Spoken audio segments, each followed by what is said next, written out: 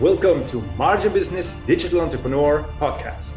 In today's episode, we got Nater Youngchap. Nater is the CEO and founder of D8a Driven. D8a Driven is a software co-founded by ex-Amazonians and will provide a better way to manage any Amazon business. Welcome, Nater. I'm the CEO and founder of D8a Driven. That's the role that I sit in today. But deep down, I'm an entrepreneur, and an entrepreneur that has chosen this seat that I sit in today. But I'm definitely an entrepreneur at my core. I spent some time at Amazon, got to experience what working in corporate America was like, not as an entrepreneur, and that reaffirmed my bias that I wanted to spend my life as an entrepreneur. I enjoy the unknown and venturing out, and it's really to venture to make something out of nothing, right? I'm sure you can quite relate. Sure, 100%. Yeah. So you grew up in the United States, right? I did. Yeah, I did. Yep, I'm a U.S. citizen. I spend about half my life now in Canada, and half my life in the U.S. My fiance is Canadian, and so that's what. Okay, so it's very near to the border, or it's because you mentioned a car drive. Is it a far, or the U.S. is pretty big when you have to drive. That's like 2 hours drive. It's yeah, it can be a lot. That's funny you said. I recently bought a travel van. I live and work out of a travel van in the winter. Really good. That's really good. Well, I made the mistake though. I misjudged the distance across the U.S. to your comment a second ago, and I was like, yeah, I'll pick it up in Virginia. Not too big of a deal, and it was a big deal. I gave myself 2 days, and it took me a week to get back. Yes, I can imagine. Because here as well, the distances within Europe. You say just, it's not so far when you look on the car, but then you go into the car and you drive 1,000 kilometers, and then you see, I didn't even cross one country yet, and then you have one border, you have the next border, and then after 1,000 kilometers, you have to rest somehow, especially when you have children, maybe 600, and then you need to get a hotel. So it's pretty hard. When we go back to your childhood, is there anything what you can remember, for example, in your elementary school or somewhere around that, which has to do with entrepreneurship or your parents, or anything what might have given you already the drive or the ambition or something? What happened? Some event which made you go that way? Sorry to interrupt your video. I just wanted to let you know that I really appreciate you having you here today, watching this video right now. And I wanted to let you know that Margin Business can help you to sell more on the Amazon European marketplaces through fully optimized listings and localized translations.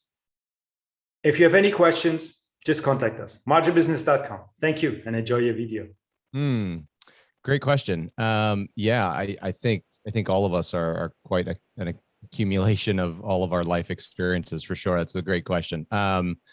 For me, a couple things stand out as you asked the question. One, I remember I was renovating a rental property with my dad, and I come from a blue collar family, a working class family. And I remember my dad hit his thumb on the hammer, and it was, he was like, hurt himself. And he made a comment to me. He made it out of frustration, but it stuck with me. He said, be careful what you get good at, because you'll end up doing it for the rest of your life. Really, very good. It's always resonated in the back of my mind since. So that in terms of just my life journey, that particular moment really sticks out to me. And so I've tried to stay very conscious about making the choice of, what you do for work is it's really where you spend a lot of the hours that you're granted in this life. And so I think it's important to be conscious about what you choose to spend that on, and not just in the fluffy, like passion, purpose way, but also, in a way that challenges you, a way that gives you opportunity. And so, yeah, that rings true to me. It's thinking back to my dad's influence in that sentence, but also in the way that he lived his life, and kind of always would make me aware that, the choice is yours, the life you want to live, the the day you want to live, the accumulation of days that become your life are your choice. And so I think that really had a big impact on me. And then as I got to dabble in the professional world, I found that entrepreneurship was definitely one of the few places where you could control your future, and the future was at the mercy of your choices. And so I just really gravitated towards that. I think as I think back to my childhood, one of your questions was there like an event? Yes.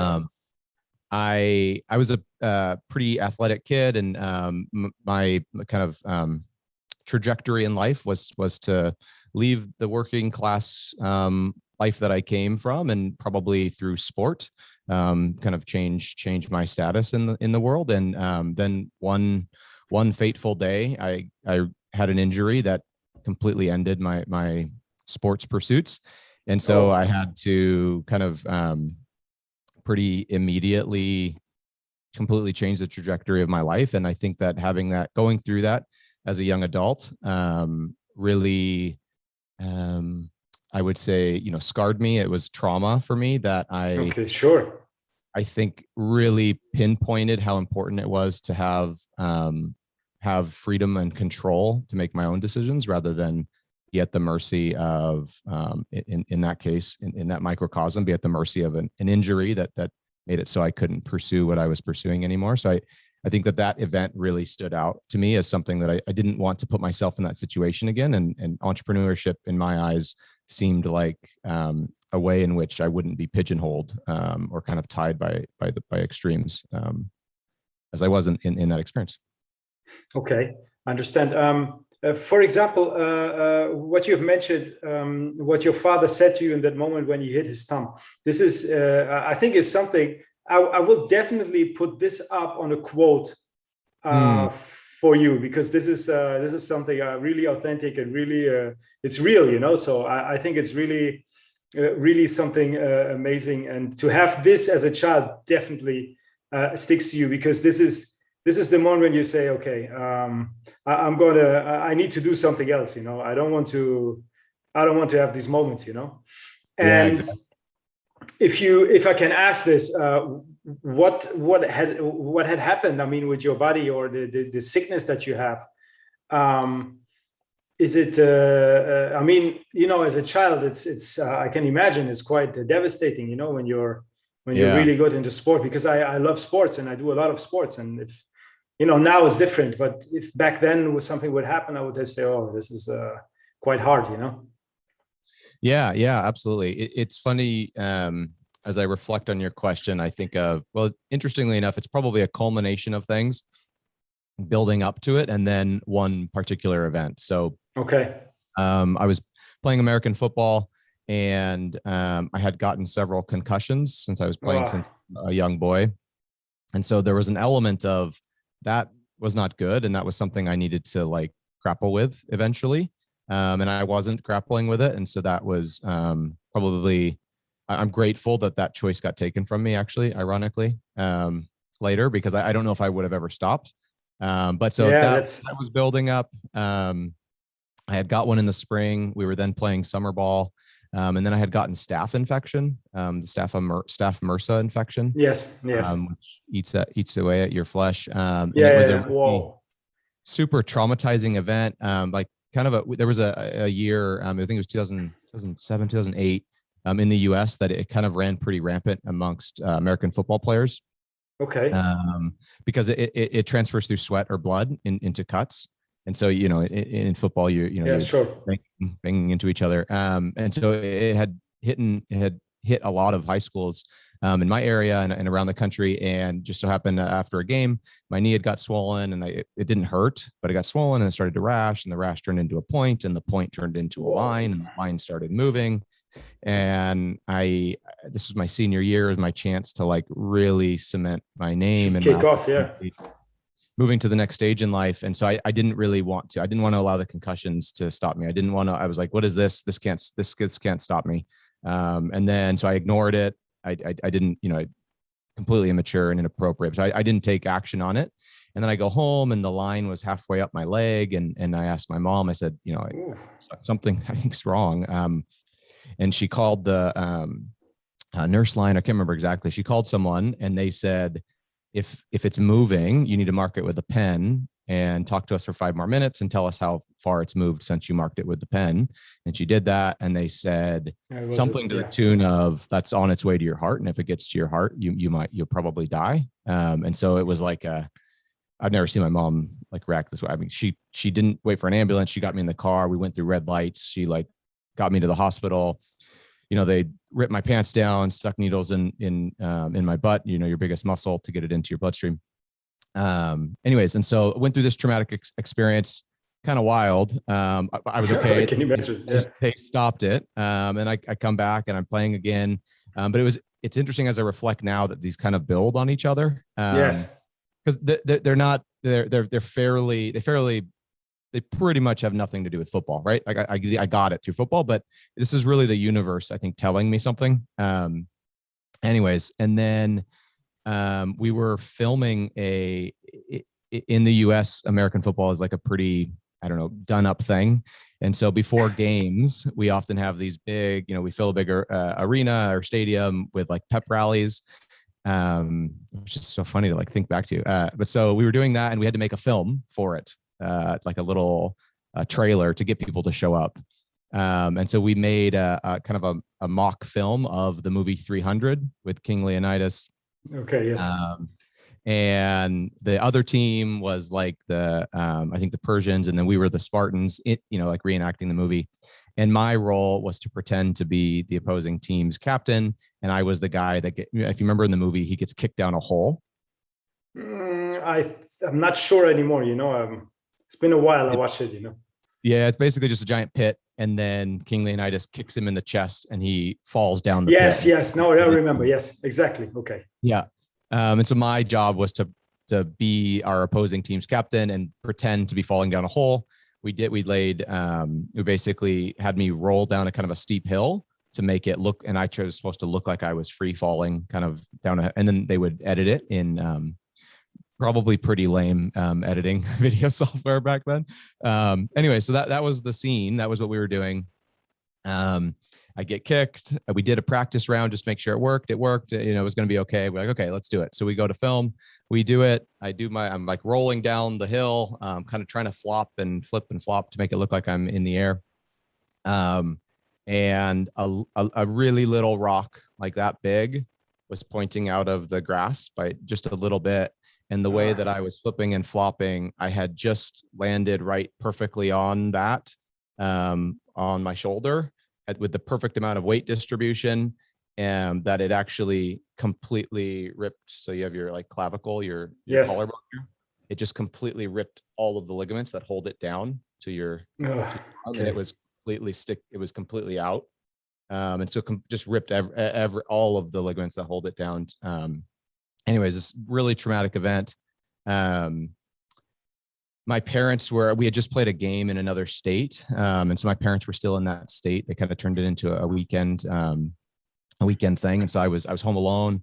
But this happens. A couple gals on the cheerleading team took me to the hospital, dropped me off. And I remember I was sitting there like on this cold medical bed, and the doctor said, you know, you're very lucky, but there's absolutely no way you'll never ever play a sport again.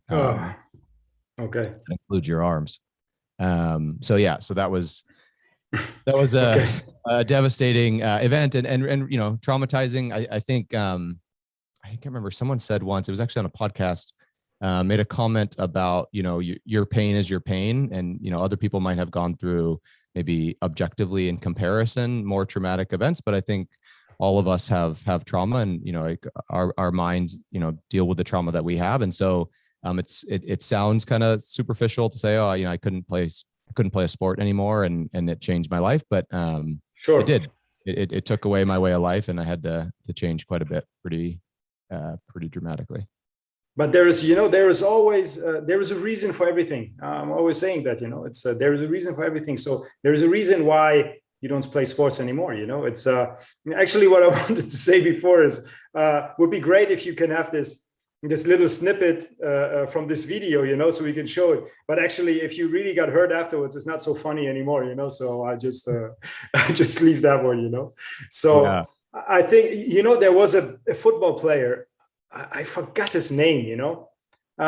He actually had the same problem. He as well had the shoulder completely broken, you know, up to that point that they had to take his arm off.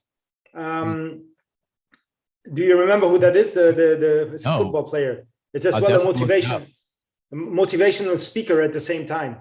You know, he's sitting there, and then they tell him, "Listen, you will never play again."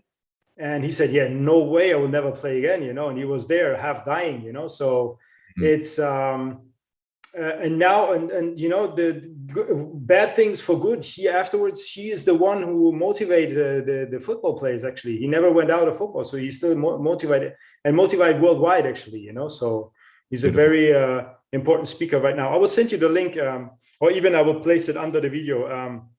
Giving a shout out to this amazing human being, which went through. It's terrible when you hear that, you know. Yeah. It's how this happened, and he played quite high already, you know. And yeah, so yeah, there is events happening in our life, and I think everything comes for good, you know. We should just follow. We are not here to judge, oh, this is bad, or what is happening to me. No, we just I think we just have to move on and just embrace what is coming, because nothing a bad thing will come that we can receive the good, you know. This is what I believe. And in the most of the cases, what happen in events in my life or in people's life, I have seen exactly the same thing, you know. So bad things come, and then good things come, you know. Same as for you, you know, as the same as your father told you with the thumb. When you get at something, when you're going to get good at something, be careful what you choose. So imagine you would have done American football, and then you turn 30, you turn, you know, like the time is moving, you know, your body moving as well. You cannot, if you didn't make it to the major league, you most probably going to end up in some high school team. Not that I say that it's bad, you know.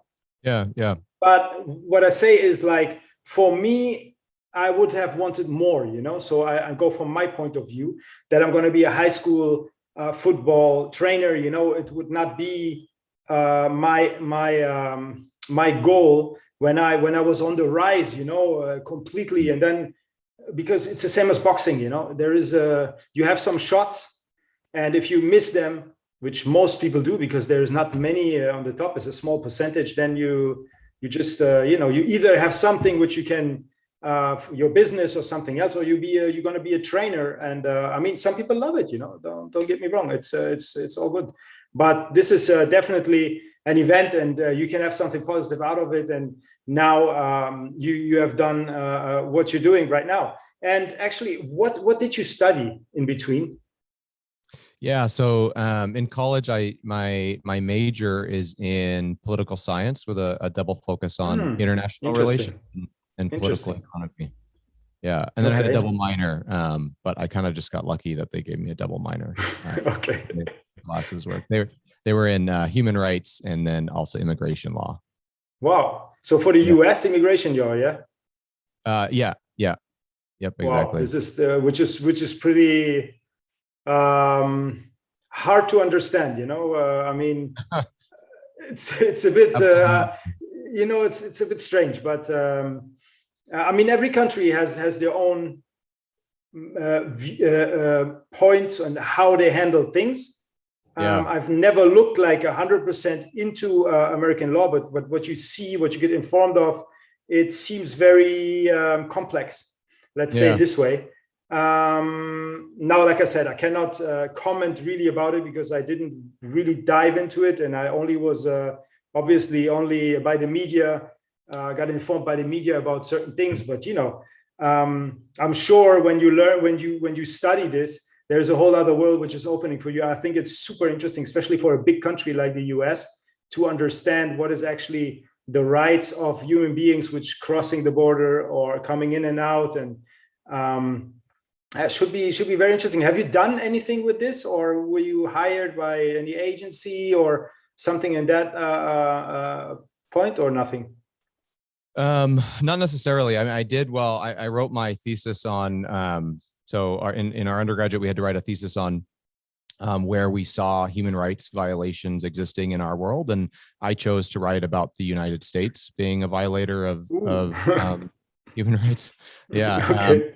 Most people chose different Sure. different Yes. countries and different scenarios, but yeah, I ended up writing about. I would say ultimately what I learned in my studies was when we try and put humans and a collective of humans in a box, oftentimes we might need to, right, to organize and to have an organized box of many boxes and to make society work together.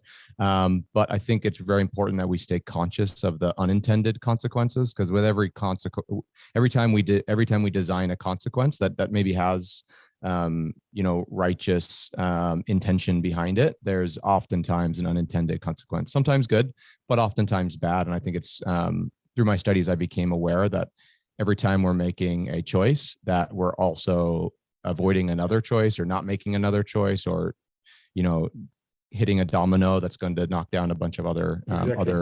impacts. And so I'm really grateful that it gave me that that consciousness and awareness. And it, it also opened my eyes to how, and luck, I guess, is the only way, not even luck, right? Because luck is preparation meeting opportunity. And I didn't prepare to be born in the United States, but I don't know the right word, but, there's certainly a privilege that I was not aware of, as a kid. I just grew up and ran around like any other kid and tried to become an athlete and blah, blah, blah. But it became apparent to me that other people didn't have that same opportunity. And so throughout all of it, I would say I became a really staunch believer in, people ask me like, what are my political views, especially as I spend time between US and Canada.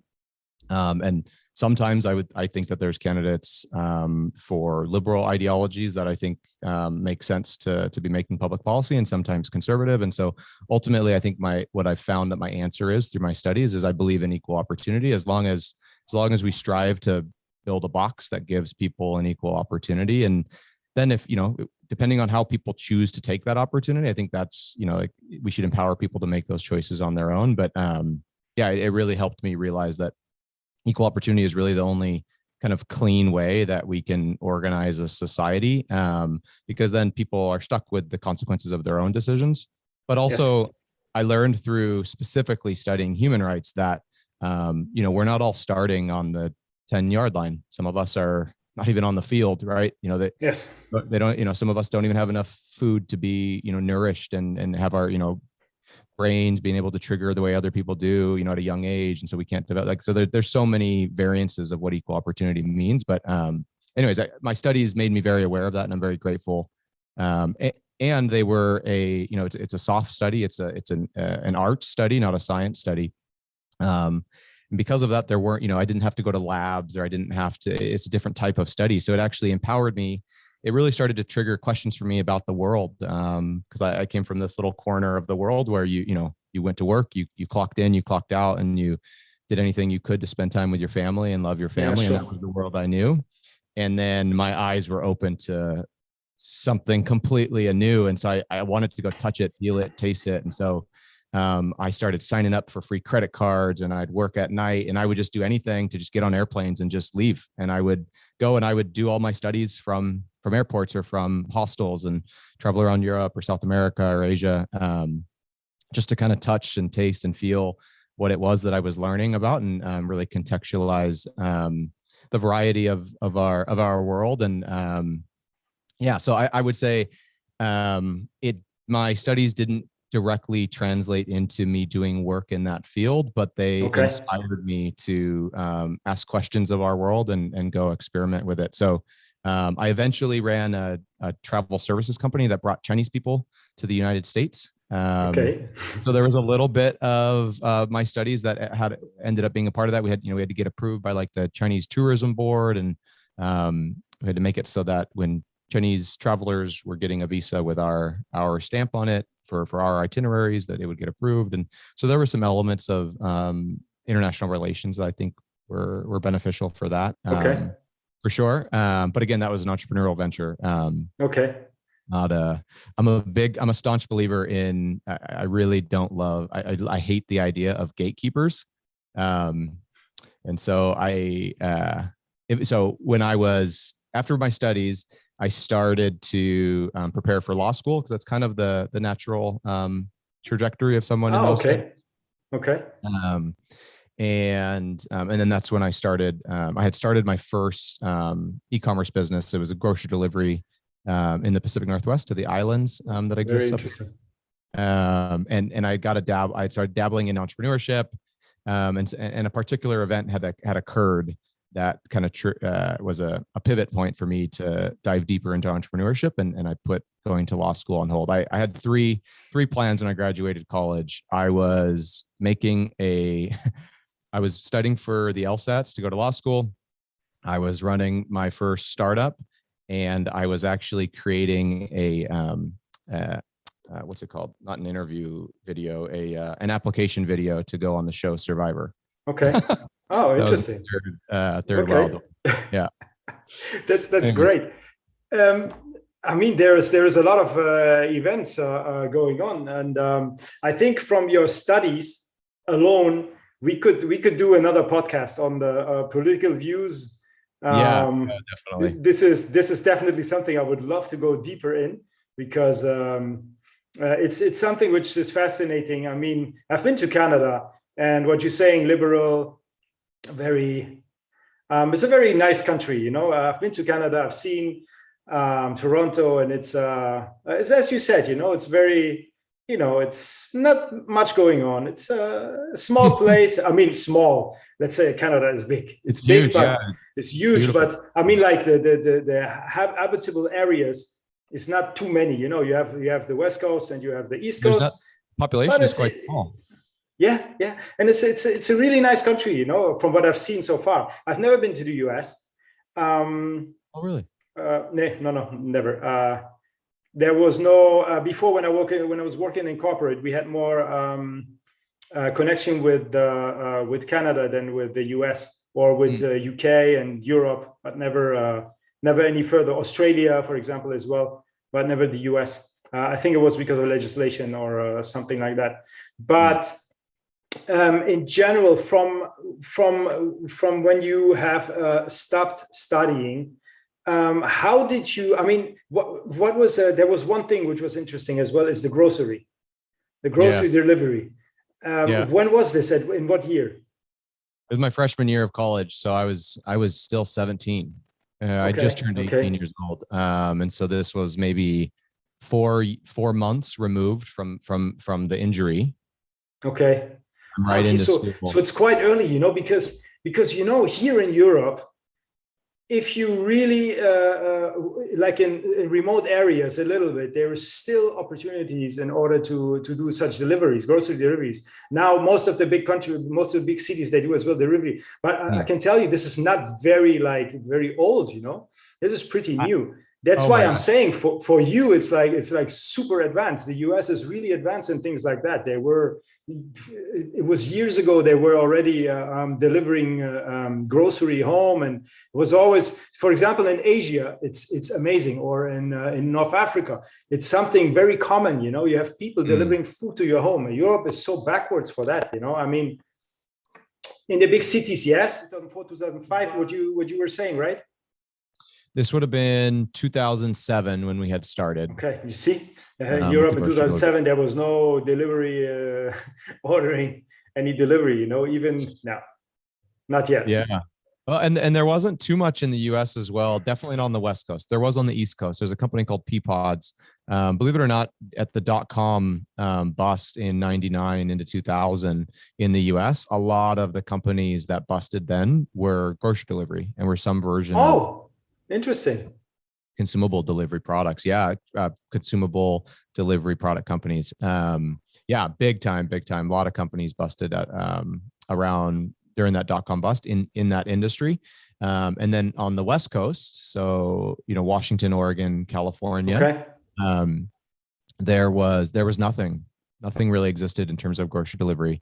Wow. Amazon Fresh hadn't Yeah, launched. sure. There was not even They were Amazon was years still very, yeah. selling books, a little more than books, but Yeah. it was very nascent. Yeah, we had gotten the idea. We were sitting around, friends. We were kind of all saying goodbye to each other as we were going off to different colleges. And we were playing some card games, and we were like, it's so interesting that you can get pizza delivered, but for some reason, no other food item on earth can be delivered. That doesn't seem logical, that there's no other, like, the business model only works for pizza. Yeah, That sure. seems pretty artificial. And so we just started to like play with the idea. Another buddy of mine who's also an entrepreneur, who became my co-founder in building the grocery delivery business, him and I kind of followed up from that, and we said, that's so interesting. I wonder why. Let's like play with the economics. And so we actually started with wanting to test our idea that maybe people were willing and interested in getting more than just pizza delivered. And so at the time, we started just delivering like Subway sandwiches and other items from grocery stores. From like fast food restaurants and Okay. like quick pickup restaurants. Mhm. And we're like, this is interesting. And then we both went to the University of Washington together. His name is Brody Astrom. Brody and I, we then said, I don't know, there's maybe there's a there for us to maybe play with and start our own little business while we're here and kind of play with this idea. So what we decided to do is we said, we have no money, we have no connections, we have no time. We can't even deliver the groceries because we got to go to school. Sure. And so we're like, we need to come up with creative, what did we call it? Mark, I think we called it market externalities. We didn't know anything about business at the time, but we said we need to find out where the market does things that we would like to pay someone to do, but we don't have money or a person to pay. And so we said, for example, we're never going to be able to advertise. So where are there thousands of people in a really tiny space that we can just for free spread word? And so we said, you know what? There's a couple islands in the Puget Sound where 10,000 people have to cross a 2-lane little strip of pavement to get on a boat. And so we said, that's an interesting kind of hack at an opportunity to scalably advertise without money. And then we said, but everyone there, it seems a little crazy that they'd want to pay to have a sandwich delivered from, and they're probably not going to pay very much. And so then we started to say, I wonder what kind of grocery stores that have on these islands. And so on the weekends, we would go to the different islands up here in the Puget Sound, and we would see, we would talk to locals at a coffee shop, and we found out on Vashon Island is where we eventually chose our first location. There's one grocery store and it's called Thriftway, but all of the locals call it Theftway because it's quite expensive, right? Because they have to get all the products on the island. And so most folks who live there would do their shopping. They cross the ferry, they wait in a ferry line, they pay a ferry toll, they cross the ferry, they go do their shopping at Costco or Target or places like Trader Joe's, a big one here in the Pacific Northwest. And we're like, that's very interesting. So now we've found ourselves with easy access to scalable advertising, at least as a platform. Pavement is our platform.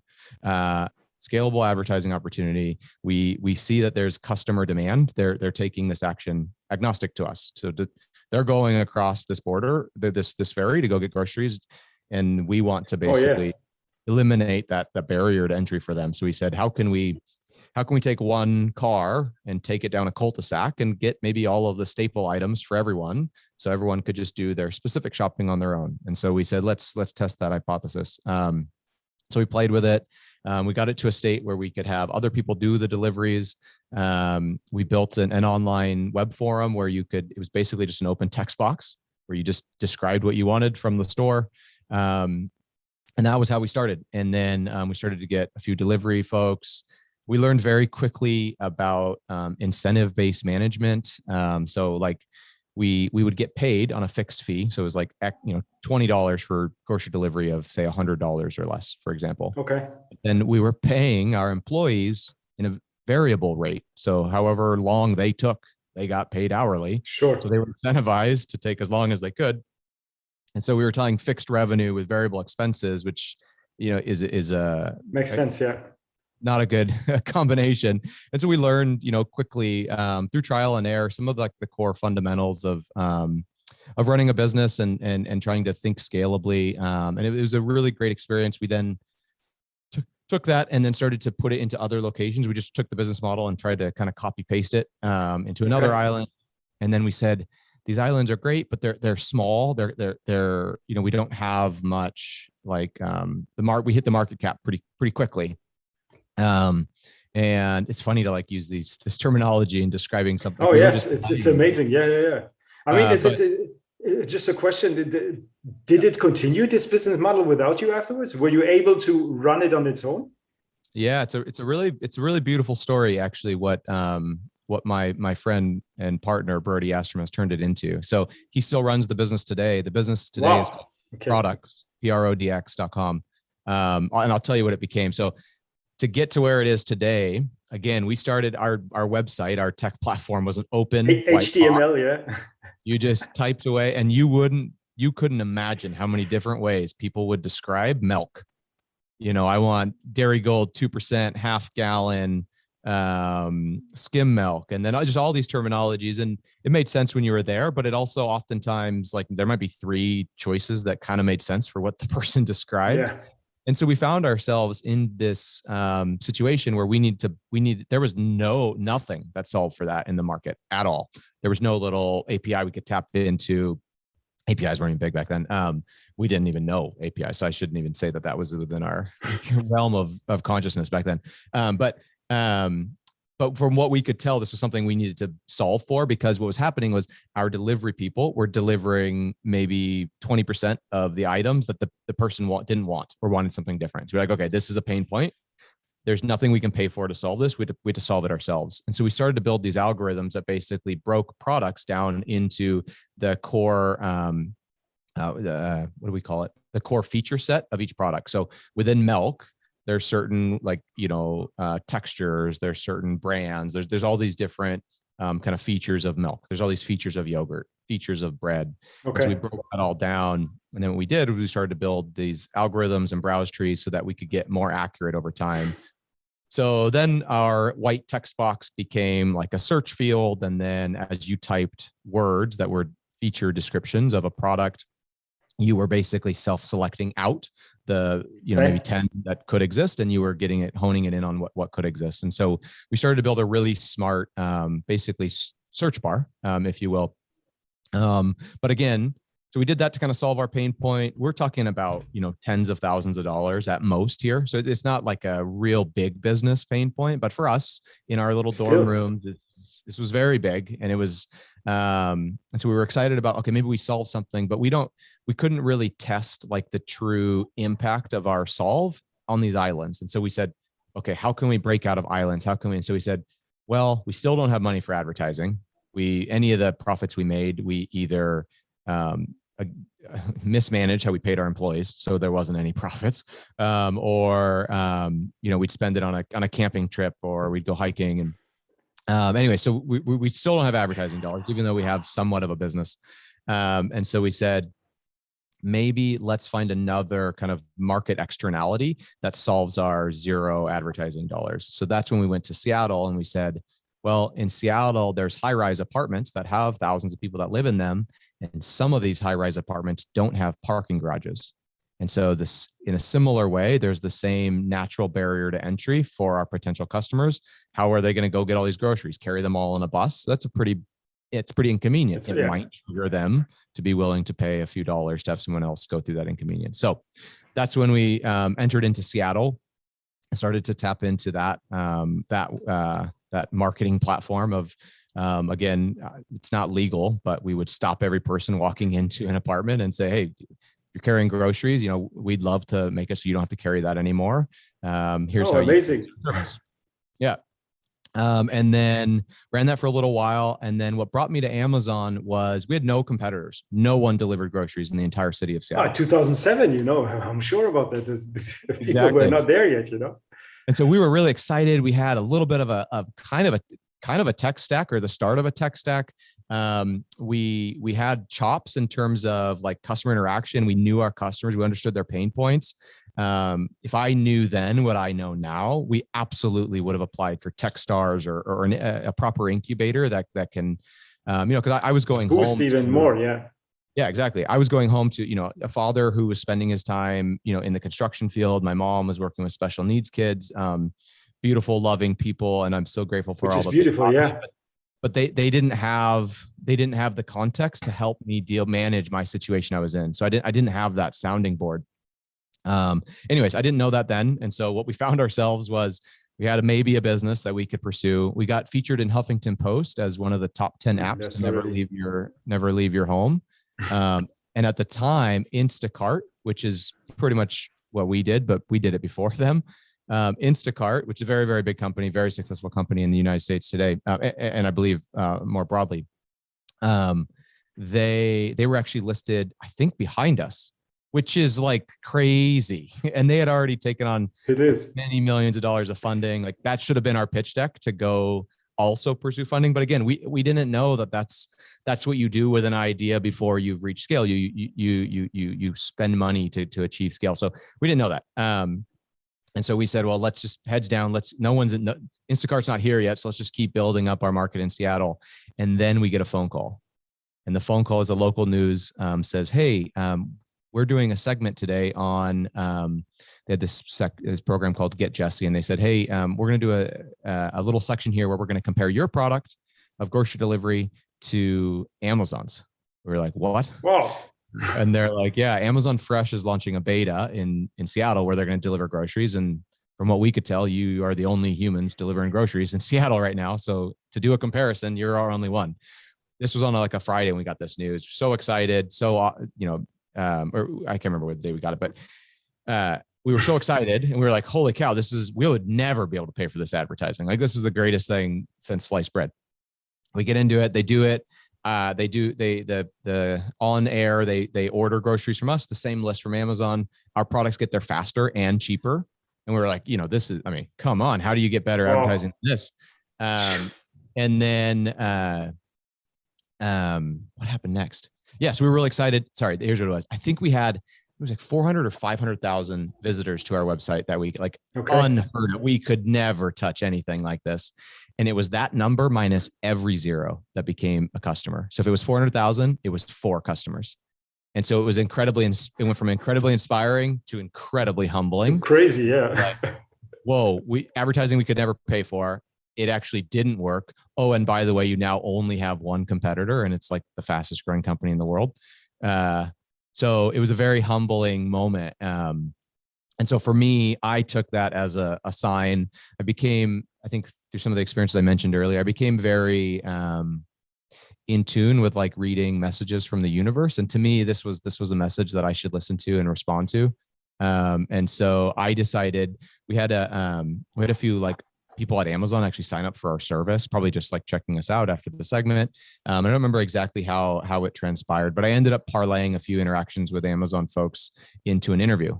And I let Brody know, that I needed to step away. I felt uncomfortable with the vulnerability of our business and I wasn't quite sure. And I didn't know where to go next. Okay. I was like, I think I should go learn from, the belly of the beast, right? That they're a big company. They're moving fast. Like it's a good place for me to probably go learn more than what we've been able to dabble with in our little experiment. And so it was a tough time for Brody and I. It really put our friendship. I think having a co-founder in any business is very important and really helpful. It is. Carry the load. But when that gets disrupted and co-founder relationships get disrupted for all kinds of reasons, right? Maybe somebody drinks too much of the soda in the fridge, or maybe it's a situation like this. One co-founder says, I need to do something different with my life. But either way, it can be traumatic and really hard. It was for Brody and I. And to Brody's testament, he said, no, I'm sticking with this. I see something here. And I've only scratched the surface. And he was who he coded for us. And so he was like, I want to see this through. And so that's what I mentioned before. His company today is products, and it's pretty unbelievable what he's turned it into. So he took what we built as a start to just simply solve our problem of people being so crazy with the way they described groceries. Brody now runs software that other grocery stores that have online shopping, they basically use his algorithms through API connection. They tap in and tap out, and he basically runs the search bar for all kinds of grocery stores across the US, because his smart product, he built what's called like smart products. And so he understands what customers mean when they use words in search bars. He understands what they want based off of search behavior in ways that even massive teams don't understand, just because he's started from the very bottom and built the foundation up. And so he has just a deep understanding through the data. So anyways, he took our ideas and has ran with it for over a decade, and has built a really beautiful, awesome, really neat company that's just scratching the surface. I'm really, really excited for him. But so I parted ways. I went to Amazon, and now my life still revolves quite a bit around Amazon today with D8a Driven. Okay. But, yeah. So, wow, this is definitely a very beautiful story, because like I said, it's an amazing idea. And I think many people must have thought about it, and thought like, yeah, okay. And then we're gonna get like what, $20 per delivery, as you said, Yeah. But the big picture afterwards is like this one and this one, and it's adding up, and you have drivers who's doing this. And I think it's something which still today, in remote areas, which still can work. I'm quite sure about this. It's a business model which will never get old and will never be exhausted, because if you, for example, me, I cannot get the Amazon grocery. If not, I wouldn't do it. Yeah. Most people, a lot of people can't. I can't where I live as well. So it's still something tremendously amazing. And yeah, anyone who had this idea, I definitely should try to even if it's just a small one, everyone should try to do that, because it's never, people always want their stuff. I don't like to go shopping. Really, I don't like to go shopping. It's every time it's a big headache to go shopping. I don't like. It's time consuming, and it's a waste. It's a waste of time. Now here in Spain, I have to do it. But once I'm traveling again, for example, Asia, Morocco, there is no problem. You just call somebody, he brings everything you need onto your doorstep. It's a completely different system. And with COVID and the advent of true externality stopping humans from going into grocery stores, or putting a big barrier to that, obviously vastly increased the customer interest or intrigue or willingness to give it a try. So yeah, it's an interesting space. I still to this day think it's pretty ripe for innovation. I think you have folks like in the US that have large market share, right? So if you're Uber and you already have lots of cars driving around, you can kind of activate it. But I don't know how defensible that is, right? Because the next group that comes in, also with a large network of cars, moving around in areas, right? It's not a very defensible position. So I think that it's still quite ripe for innovation. And someone's going to solve it in a cool way. And I have a feeling it'll be powered by products. With my buddy Barry. Okay, that's happy to see this. I need really to follow up on this and check out his business. He'd be a great guest as well. I think you'd. Yeah. That's what I was thinking. I'm really interested in that. It's I want to know more about his business, and I will definitely go to your site and we speak about this as well.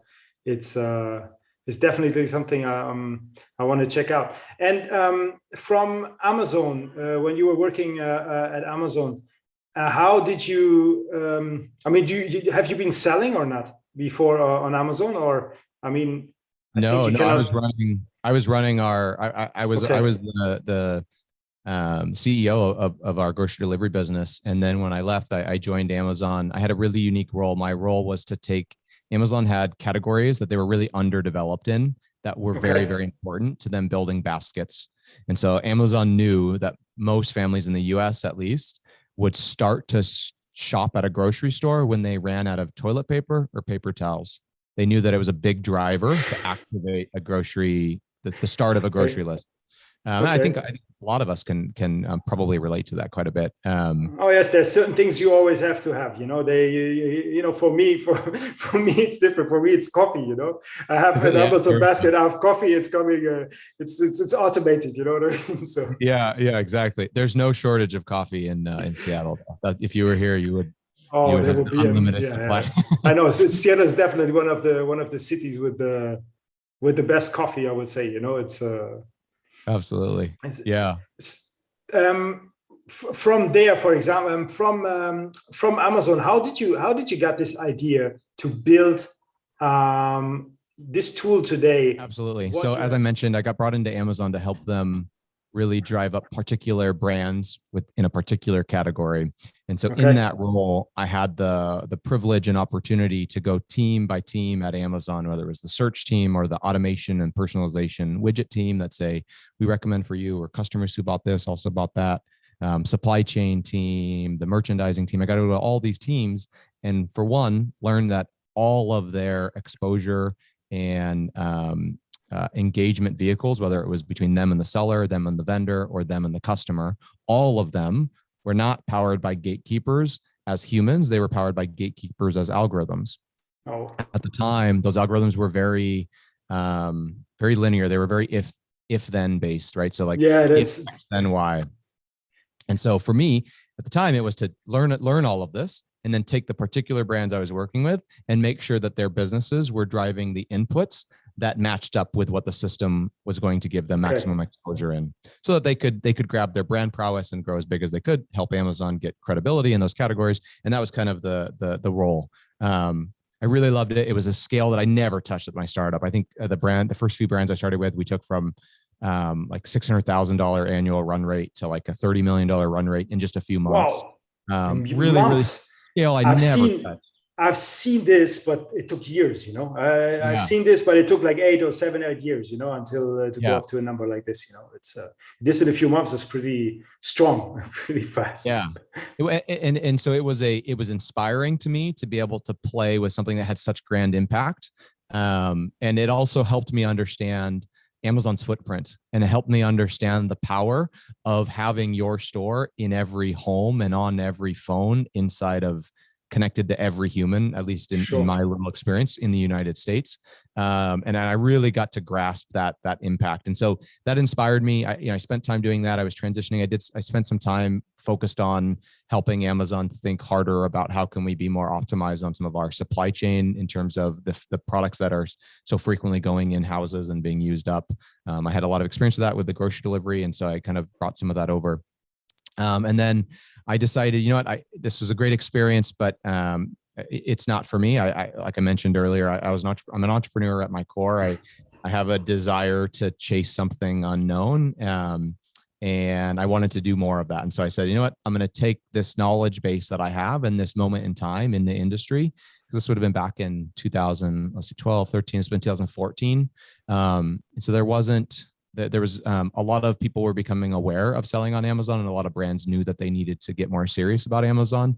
But at the time, it was slight that interest, so that demand was there, but the supply wasn't quite there. There weren't many ex-Amazonians leaving yet, starting consulting firms or groups realizing they needed to have an e-commerce arm and an Amazon arm.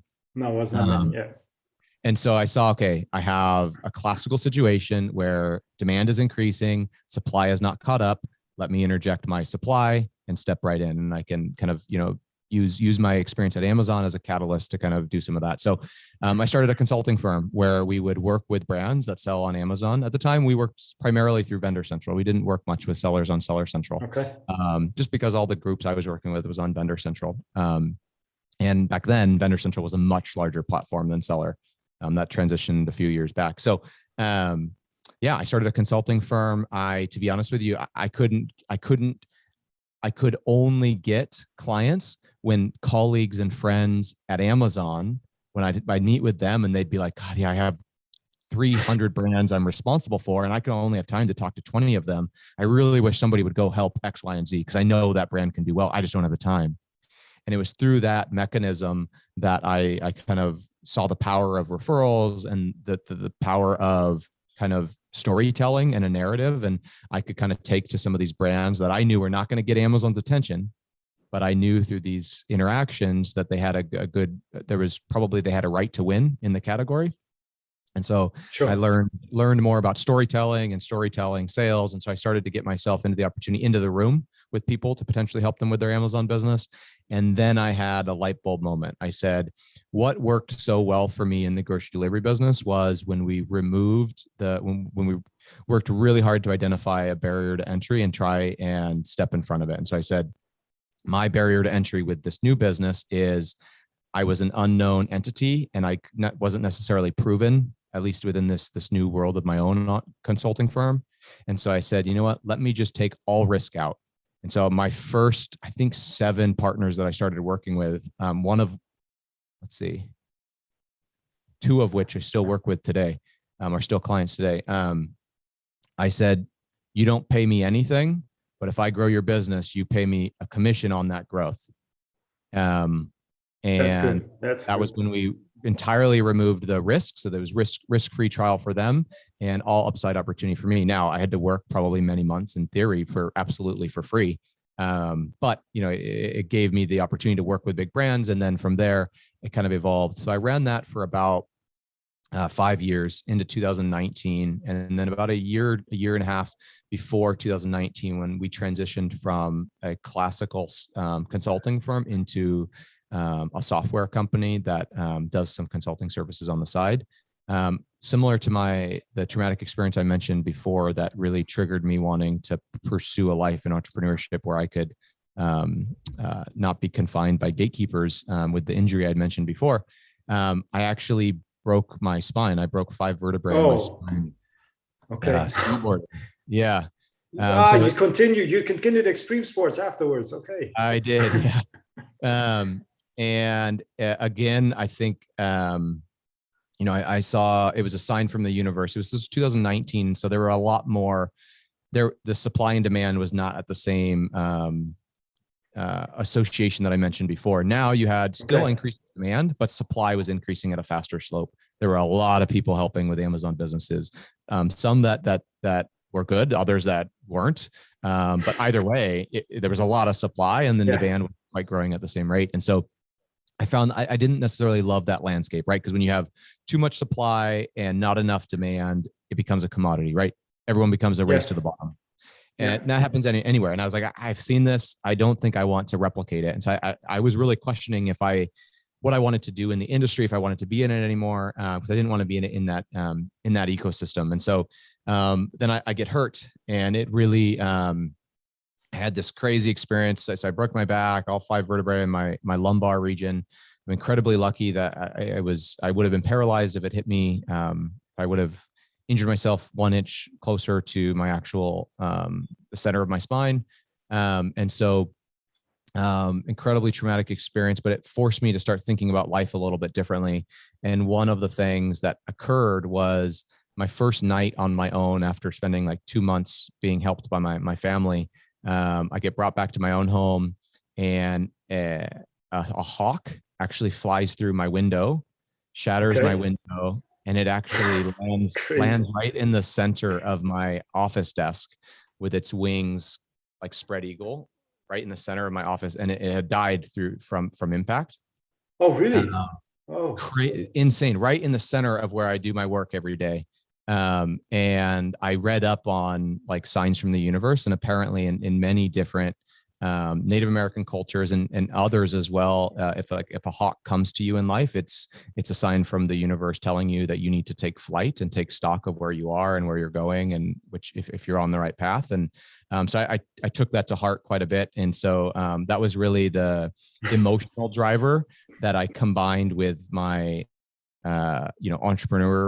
entrepreneurial driver that said, hey, this industry is changing. You need to adjust your positioning. And the two kind of came together. And I realized what I realized was that my consulting firm was incredibly reliant on me as a bottleneck, which I think is a very relatable situation to a lot of people outside of consulting, especially in consulting. But oftentimes the co-founder can very, very much so grow into being the bottleneck of the company from activating growth or being able to go beyond what the co-founder is capable of, or founder.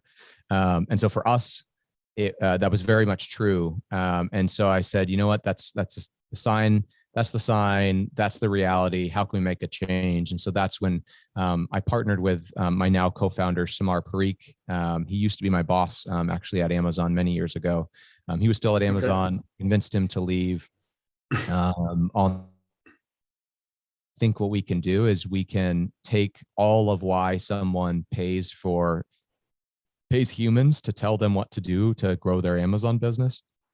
I think we can build really smart self-learning software that gets smarter over time and actually replaces the human. And so what data driven does is we pull data, we aggregate data, we look at that data, we identify an insight, but then we don't stop there. Then we take it straight to the humans that are going to have to take action on that insight. And we actually tell the humans that are operating an Amazon business what to do.